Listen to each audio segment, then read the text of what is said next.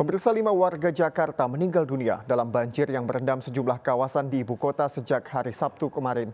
Dari 5 korban meninggal dunia, 4 diantaranya adalah anak-anak yang meninggal akibat tenggelam dan terseret arus. Suasana duka terasa saat warga membawa jenazah Arjuna Satria Perdana, bocah 7 tahun yang meninggal saat terjadi banjir di Jakarta. Bocah Arjuna yang sempat hilang ditemukan meninggal Sabtu malam setelah tenggelam di area air Petra, Kampung Baru, Kembangan, Jakarta Barat.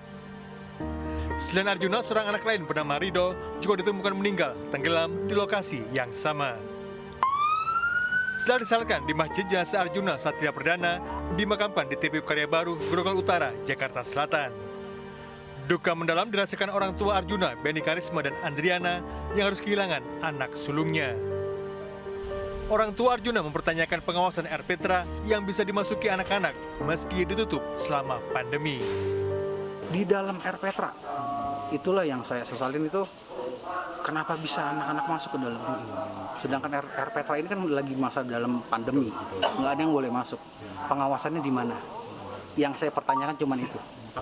Anak saya umur 7 tahun, TK. Kebetulan tahun ini baru mau masuk SD. Dia anak berapa tadi? Anak pertama, Pak.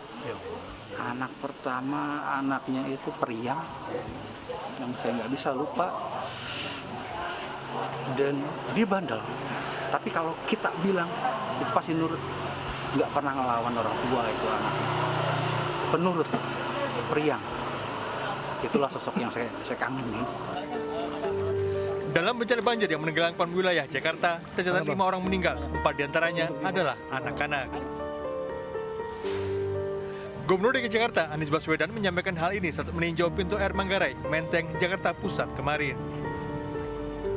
Anies meminta jajarannya mengawasi kegiatan anak-anak di tengah situasi banjir di ibu kota Jakarta. Kita berduka cita bahwa ada korban meninggal, jumlahnya 5 orang, dan 4 dari 5 orang ini adalah anak-anak. Usia 7 tahun, usia 11 tahun, usia 13 tahun. Mereka meninggal saat bermain di air, yang kemudian ada arus, yang kemudian ada yang terpeleset dan lain-lain. Hingga hari Minggu kemarin, banjir di sejumlah wilayah di ibu kota sudah mulai surut.